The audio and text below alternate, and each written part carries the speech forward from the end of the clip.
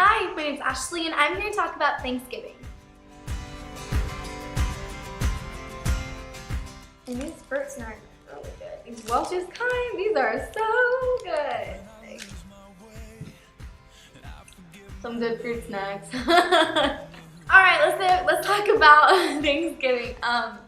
Okay, well, Thanksgiving is a day of obviously giving thanks for everything. Wasn't Thanksgiving originally meant for the Pilgrims or something weird like that? I don't know. It was originally meant for the Pilgrims.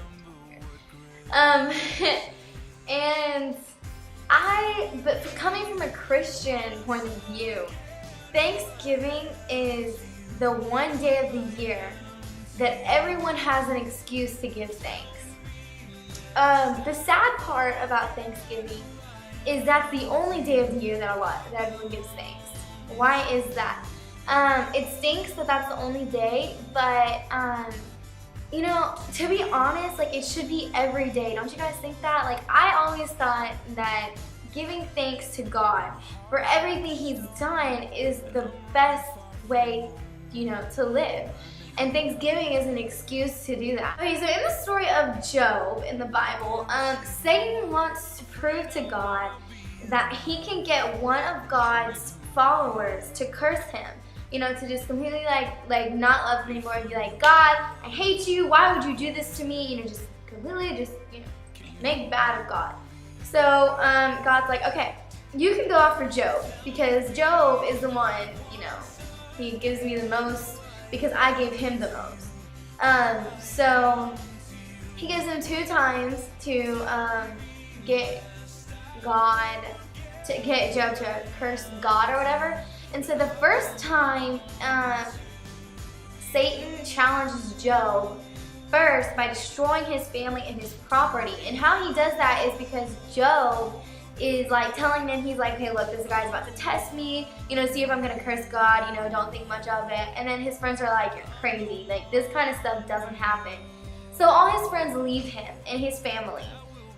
Okay, oh my gosh, if I didn't have my family or my friends, I would be so miserably depressed. Like, I could not live on my own, you know?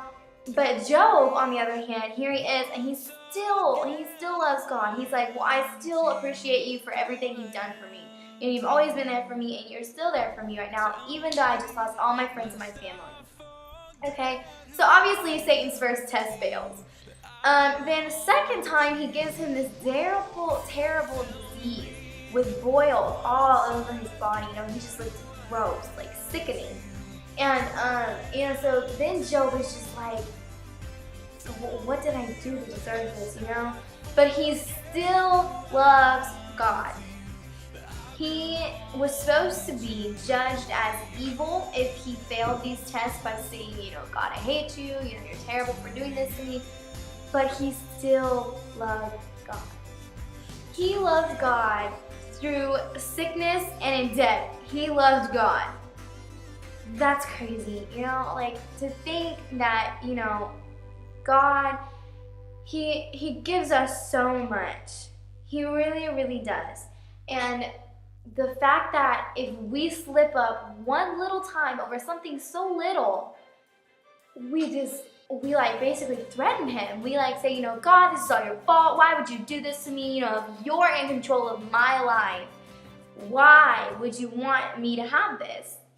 And then other people say, you know, if you knew this was going to happen, why would you bring this upon in my life? Why didn't you do something to stop it? But instead, Job, on the other hand, is over here thanking God for doing this to him. He's like, thank you.